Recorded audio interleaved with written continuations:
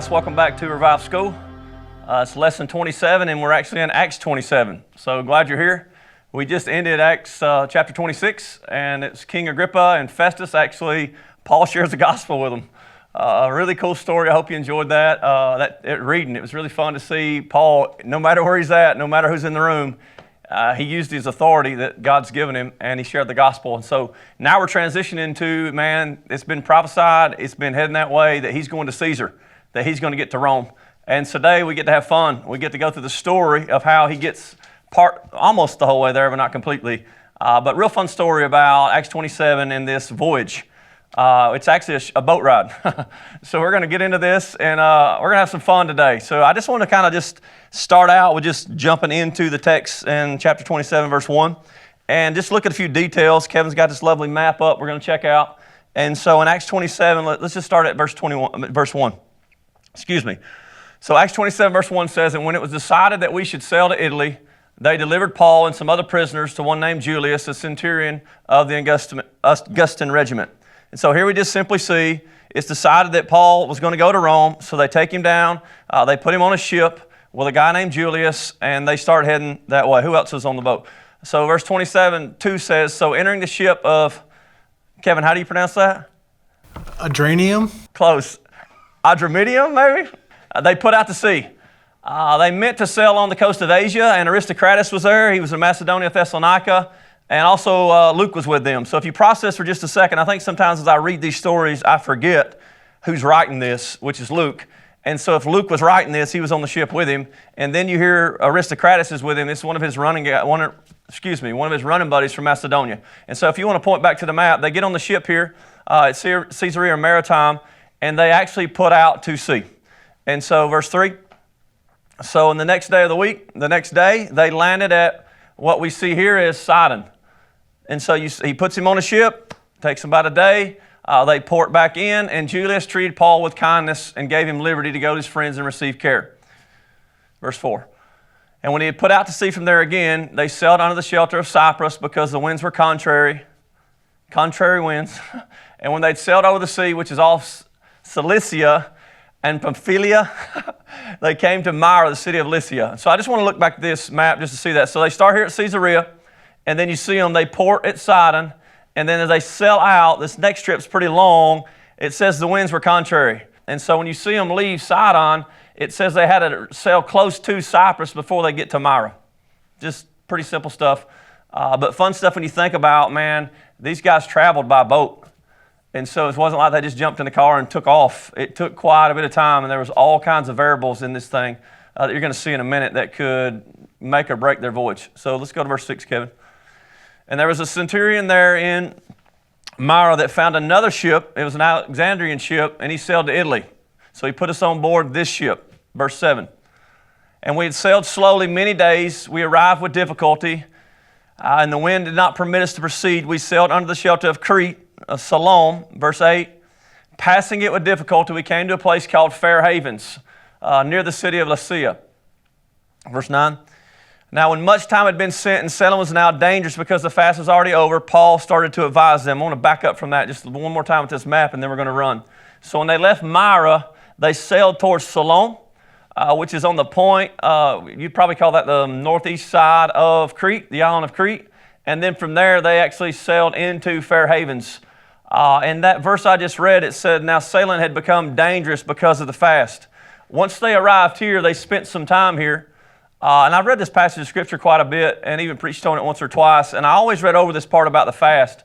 And so I want to stop for a minute and just kind of see just the culture you guys have been studying from Old Testament Jewish culture, how this was always applied even into New Testament. They actually they dictated what the sailing, not selling stuff, sorry Kevin, sailing with the ship, getting tongue twisted. They dictated that time when it was good to sail, when it wasn't good time to sail by the feast. And so if you look at this fast, the sailing season usually started at the Feast of Pentecost and went all the way through the Feast of Tabernacles. So during this time, the wind, after a certain season, the wind would pick up in a different way. And so here you see Paul's headed towards Rome. There's all these different kind of elements going on. And then you see in verse 29, They get into this port, they're fixing to leave, and then Paul speaks something out in verse 10. So Paul advised the men, the crew, the centurion, the people on the boat, and he says this, "Men, I perceive that this voyage will end in disaster and much loss, not only of the cargo, but also our lives." Next verse. "Nevertheless, the centurion was more persuaded by the helmsman and the owner of the ship more than the things of Paul." We'll stop there. So here you see they're actually in Fair Havens. They're kind of out of the wind, and they're processing, man, do we stay here and wait out the winter, or do we keep sailing? And so Paul hears from God, and he pretty much looks at the guys and says, "Hey, man," Kevin, if you want to go back one verse, I'll just read it verbatim. He says, "I perceive that this voyage, which is from here to here," from when they leave Fair Havens, they were actually going to try to get to Phoenicia, but it actually ended up going further. When they leave, they pretty much are at the mercy of the wind and the waves. And Paul says this, "I perceive that this voyage is going to end with disaster." Not only disaster, but loss. Not only loss of your cargo, which is what they're taking to try to make profit off of, but also of your ship. And not only your ship, there's a good chance that we're all going to die. And so how do they respond, Kevin? They're more worried about the cargo and getting the job done. They don't really care what Paul says. Yeah. Paul released what he was hearing. He knew what he was hearing. He used his discernment. Says, "Guys, I don't think this is going to work out right." But everybody around him responded differently. They said, nevertheless, they were persuaded by the helmsman and the ownership, like, "Hey, we can do this." So we're going to jump in here at verse 27, chapter 27, verse 11, and just see what we can learn from Paul. And so in verse 11, it says, "Nevertheless," verse 12, it says, "Because the harbor wasn't suitable to winter in, the majority advised them to sail." So they set out to sail, if by any means they could reach Phoenix, a harbor of Crete, opening towards the southwest and the northwest, and enter there. So they're actually planning, if we go back to the map, was to go from Fair Havens just to the other side of Crete, which seemed like a good idea. But remember, God had a different plan, or God was speaking a different word to them. And so in verse 13, here's what happens. They set out to sail. "And when the south wind blew softly," notice the words, "they supposed that they had obtained their desire. Putting out to sea, they sailed close by Crete." So they were sailing close by the island of Crete. The wind was blowing softly, and everybody around them said, "Oh, we're going to make it." And so first thing I want to add to, what do you do when people don't respond to what you're seeing? You got to push back doubt. Maybe Paul in this situation I don't think he doubted what he heard, but I think everybody else was doubting what he said. Because when they started, it looked like everything was going to work out just as they thought. Sometimes, man, you may be hearing from God and things just go a different direction. And if you're not careful, you'll begin to doubt what you heard. But if you look at verse 14, the wind blew softly for just a season, but it says not long after that, there arose a tempest. A wind arose called the Euroclydon. That Euroclydon is actually a typhoon. It's a whirlwind. It's like a really severe storm, which if you remember, if you're in a sailboat, right, or a ship that's got a sail, that's not where you want to be. And so number one, don't doubt. Number two, you got to push back resentment. What happens, man, when the ship goes off course? Here it is. It starts to work out just as Paul said. He said, "Guys, if you don't listen to me, it's going to turn out in disaster." And next thing you know, they're in the middle of a typhoon. How would you respond to that? When it doesn't go your way, sometimes you get puffed up. Sometimes you let resentment, maybe bitterness set in your heart. And typically what happens then, you don't respond in that environment anymore. Typically you're trying to get off the ship. Luckily for Paul, he couldn't get off the ship. But I don't think Paul responded this way. So here's what happens in verse 27.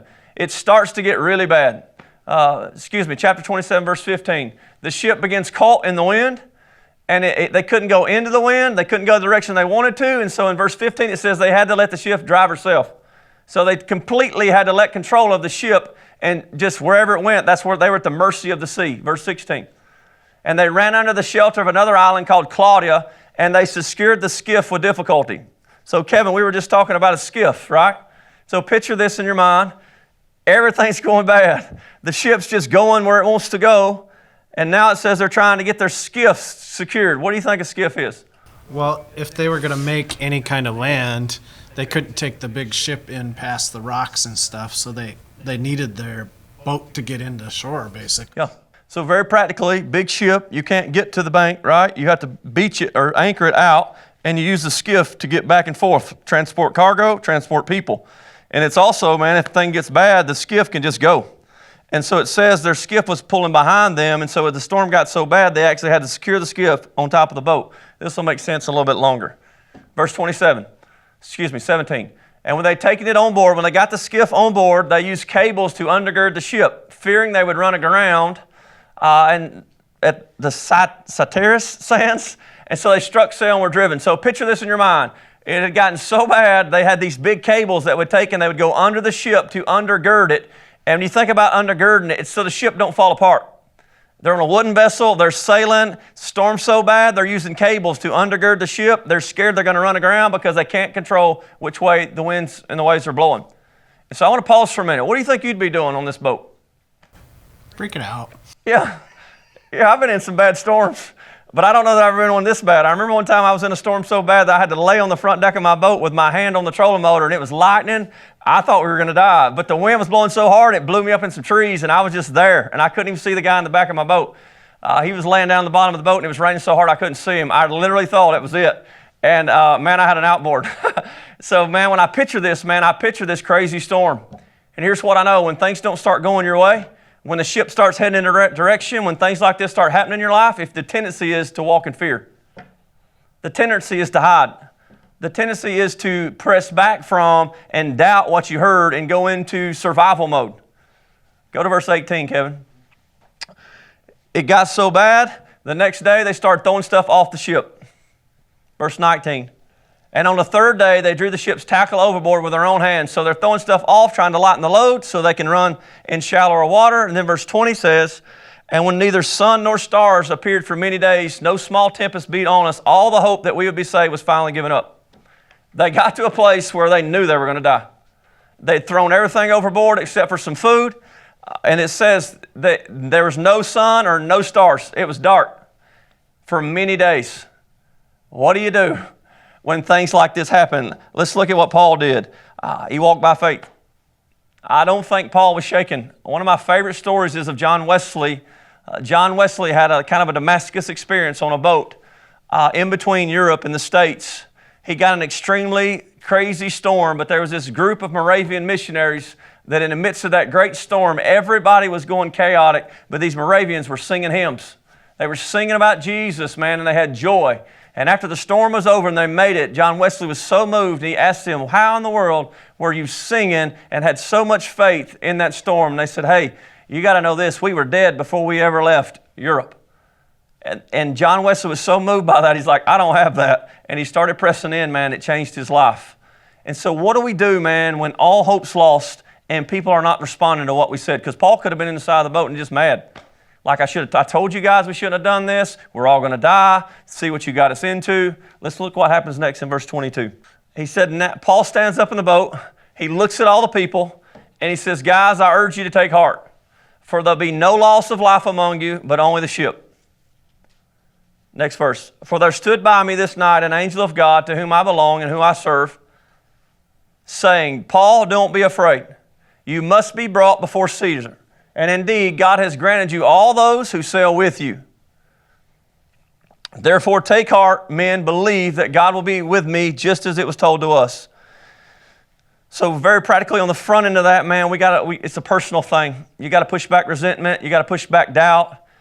But what I think we see here is, man, Paul just heard a word. It's dark. The sun hadn't shone for days. It looks like everybody in the boat says all hope's left but Paul. And so here's a question for you actually. Just the word that keeps coming through my mind, this question in my mind is this: how's the ship or how's the boat since you got on it? How are you responding in this situation? Crazy thing about this ship, everybody had lost it except for these guys. You got Aristocratus, you got Luke, and you got Paul. There's another story in the Bible about a boat. There's a guy named Jonah got on a boat. Next thing you know, all chaos broke loose. It was because of Jonah. They ended up having to throw him overboard. But here Paul was on a boat, and he had drastically started to change what was around him. And I feel like in this story, man, sometimes we can disconnect from this boat, these ships, and these storms. But the reality of it is, man, you probably work at a job where everything don't go the way you feel like God should lead it. The reality of it is there's some things probably going on in your church that maybe not going the direction that you wish it would go. But the reality of it is simply this: What are you going to do? What are you going to do in difficult times whenever things don't seem to be going your way? What did Paul do? Paul kept pressing in. He kept walking by faith. And when all looked lost, Paul heard from God. And the simple thing was this: guys, take heart. We're not going to die. Imagine all these guys that didn't listen to him. He rebuked them a little bit on the front and said, guys, you should have listened to me. Kevin, can you back up one verse? Verse 24. But this is what he does. He encouraged them. Guys, don't be afraid. I'm going before. Paul talks to him and says, God talks to Paul and says, Paul, don't be afraid. You're going to go to Caesar. And so he relays this to the crew. So the first time he spoke a word, guess what? They didn't listen. He could have just said, you know what, God, they didn't listen to me last time. If you say I'm going before Caesar, I'm just going to hold this in internally, man, and I'm going to trust you to do it. They can fend for themselves. But that wasn't Paul's mind. So can we go to verse 26? This is the last part of the word God said. He says, guys, however, God's going to save us, but our ship's going to run aground on a certain island. Good word? Maybe at this point it might be better than what it's going through. Yeah, funny word that when they left port, what was their main concern? Surviving the winter. Yeah, it was cargo and ship. We want to harbor here because we want to save our ship. They stepped out, kind of doing what they shouldn't have done, and now it says you guys are going to be saved, but there's a good chance your ship's not going to be saved. So verse 27. So when the 14th night had come, they were driven up 14 nights. Did y'all hear that? That's a long time. When the 14th night had come, as they were driven up and down the Adriatic Sea, about midnight, the sailors sensed that they were drawing near some land. They didn't have a depth finder like we have now. They'd send fathoms out to take a depth chart reading. And so when they took the soundings, they found it to be 20 fathoms. And when they got a little farther, they took surrounds again and found it to be 15 fathoms. And so here you see, just as Paul had said, they're starting to move towards shallow ground. And so I just want to pause here for a minute. And I just want you to process that. What do you do when your ship's fixing to crash? What do you do when you're hearing things sometimes that seem like it could be scary, when fear starts to come in? What do you do sometimes when what you're hearing doesn't look quite like what you think? And so, Kevin, go real quick to Habakkuk chapter 2. So Habakkuk chapter 2, verse 3 says this. Back up to verse 2, Kevin, I'm sorry. The Lord answered Habakkuk and said this, write the vision, make it plain on tablets, that he who runs may read it. Verse 3, for the vision is yet for appointed time, but in the end it will speak, it will not lie. Though it tarries, wait for it, because it will surely come, it won't tarry. So God's speaking to Habakkuk here. There's all kinds of things going on in Habakkuk's story. I'm not going to go in there for the sake of time. But the reality of it is God speaks something to Habakkuk, and he says, hey, it's not going to look like what you think, but here's what you got to do. Though it doesn't look like what you're going to think it looks like, you got to wait for it. Though it tarries, wait on it. It's going to come, you got to tarry. Can you imagine tarrying 14 days on the sea? There's like 270-something guys on this ship. You're tarrying there. You're waiting for this word Paul had said was going to come true. Is anybody, Kevin, Rich, any of you guys ever heard something from God? It actually didn't happen the way you thought, and there's a season of tarrying. What usually happens in that time? You question, you doubt. Yeah, waiting ain't so easy. Paul was in 2 years, right? He was 2 years. Festus and Agrippa come up. He finally gets out of that, and he's put on a boat, and he's thinking, man, here we go now. I think we're going to do better. And next thing you know, he's in this crazy storm. All this stuff's going on, but he knows God said, Paul, you're going to see Caesar. You just got to keep walking by faith. I think the hard part for me is not necessarily walking by faith, it's waiting by faith. When things don't look like what they seem, it's waiting, it's staying on the ship and not jumping ship until it's time.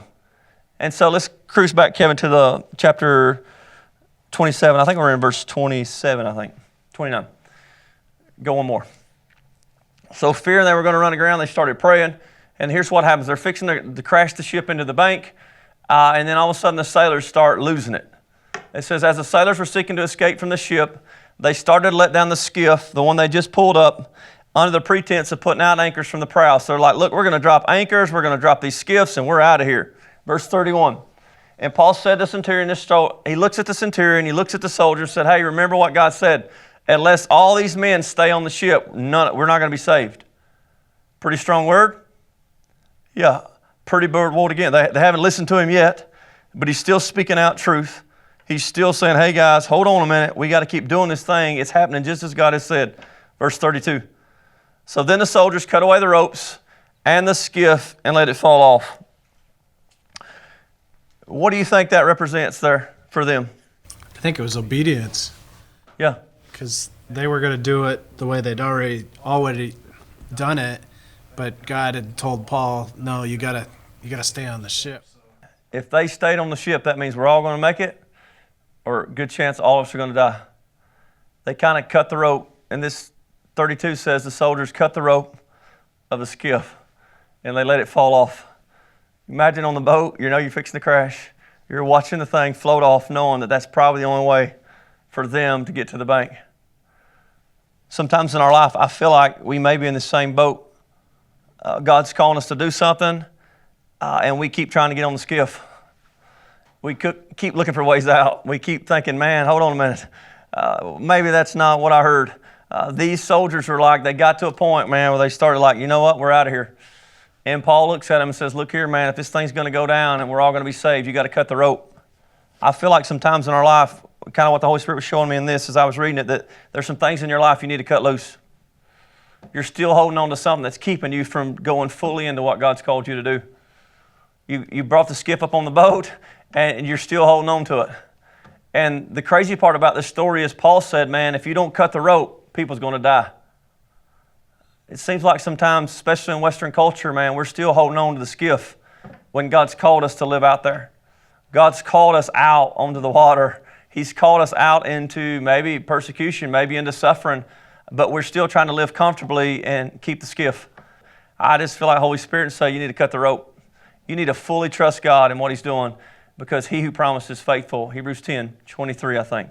Go to verse 33, Kevin. As the day was about to dawn, Paul implored all on the ship to take food. He said, today's the 14th day. You've waited and continued without food and eat nothing. 14 days they hadn't eaten. 14 days. They had food on the boat, but they had disciplined themselves not to eat. And so in 34, Paul encouraged them. He says, take nourishment, for this is for your survival. Not a hair will fall from your head. That's faith, right? Go ahead, eat. No worries. Not a hair of your head's going to fall from you. This guy had crazy faith. Amen. God was really speaking to him. Verse 35. So when they nourished themselves, he said to them, he said these things. He took the bread and he gave thanks to God in presence of them all. And when he had broken it, he began to eat. And then they were all encouraged and they took food themselves. Verse 37. And all that were on the ship were 276 persons.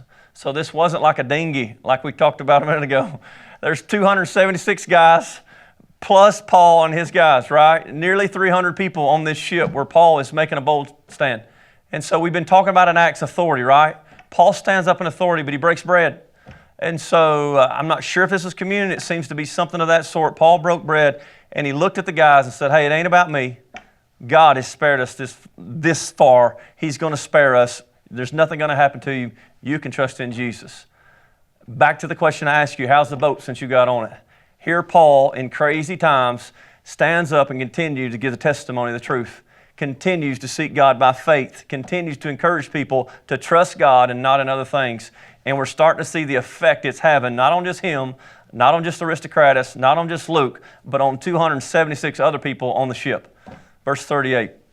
So when they had eaten enough, they lightened the ship and they threw their, what out, Kevin? Wheat. They throw their wheat out on the sea. Crazy stuff, man. They were really having to trust God here. Verse 39. And when it was day, they didn't recognize the land, but they observed a bay with a beach onto it, and they planned to run the ship there if possible. Verse 40. And they let go the anchors, and they let them in the sea. Meanwhile, loosened the other and the ropes. They hoisted the mainsail to the wind, and they made for shore. So here they are. It gets daylight. They see a point where they think they can run the ship through to beach it. This is it. We got to go for it. And so they go all in. They mainsail in the wind, and they're headed for the shore. The ship is fixing to run on the bank. Verse 41. But striking a place where the two seas met, they ran the ship aground, and the prow struck fast and remained immovable. But the stern was being broken up by the violence of the waves. So here we are. They throw the wheat to the sea. That morning, they see a place like this is where we're going to go, and they shoot the ship through there, and next thing you know, it hits the ground. And all of a sudden, the ship's starting to break apart. The stern's being broken up by the violence of the waves. They're trying to figure out what they're going to do. Verse 42. And here these soldiers, they come up with another plan. They cut the skiff. They were walking by faith. It really didn't look like what they thought, and so the soldiers' plan was to kill all the prisoners. Who was the prisoner? Paul. So after Paul got them to where they were supposed to be, at least almost there, the soldiers, they say, you know what? We got to kill the prisoners. Part of this was, man, if they lost prisoners, the ship's falling apart. If any of these guys escape, I'm pretty sure the soldiers would be held responsible for it, and sometimes that even costs them their life. So instead of just letting it all go and trusting the Lord, they come up with a plan to kill everybody, to kill all the prisoners, save their hide, lest any of these prisoners were going to swim away and escape. But listen to what Paul says, verse 43. Excuse me, not Paul, but the centurion. But the centurion, wanting to save Paul, the blessing of God, he gives him favor. It says, but the centurion waited to save Paul, keeps them from their purpose, and commanded those that could swim could jump overboard first and get to land. So he said, here's what he's saying. Centurion jumps on and says, hey guys, you're not going to do that. His heart was to save Paul, so he keeps them from his purpose, and he says, hey guys, if you can swim, what? Swim. What about the guys that can't swim? Glad you asked. Verse 44.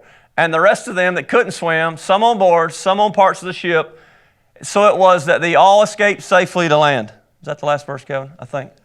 So there it is. It ended. Here's the funny part. You can go there. I'm going to go there. I don't know what it took. I don't know how many boards were in the water, but even the guys that couldn't swim, they had provision in the water. God said, hey, you're all going to make it. For that to happen, he had to know. There's guys on the ship that can swim. There's guys on the ship that can't swim, but everybody made it to the bank. Some people had to swim. Some people floated on boards. But the coolest part about this is it's just like it was in Joshua 21:45. They experienced and saw all that God had promised. When they stepped out in faith and they followed God's instruction, not only was Paul saved, not only was Luke saved, and Aristocrat is saved, 276 men were saved from death because Paul took a step of faith. And so here's my heart for you. Sometimes you may be on a ship that's going the wrong direction. Sometimes it may be getting really bad. Could be dark. Could be like 14 days without food. You could be in a season in your life, man, where you're ready to leave, cut and run. But here's my heart. You got to talk to God. Because in that, I believe God's trying to use you to transform your environment. And sometimes that's the darkest places where the light shines the brightest. And so I challenge you as you read Acts 27 this week, process before the Lord. How is it going on the boat that you're on? I believe God's put you on there for a reason. But don't be like other guys. Stay the course. Listen for God. Press in. Push back fear. Leave the resentment thing alone. Trust God. And here's the fun part about it. I promise you, this probably wasn't look like this. Paul didn't know what this was going to look like, but he kept walking by faith till he saw it. And so no matter what's going on in your life, trust this. If God can get 276 guys plus a few, all the way through a storm, all the way through almost starving to death, all the way through running on ground, and nobody escapes, everybody alive on the beach, he can get you through what you're going through. And so I challenge you as you read the books of Acts that you take authority, but you also walk in gentleness. You also walk in love, and you also trust God's promise, that who promised is faithful. You guys have a great day. I've enjoyed hanging out with you. Thanks.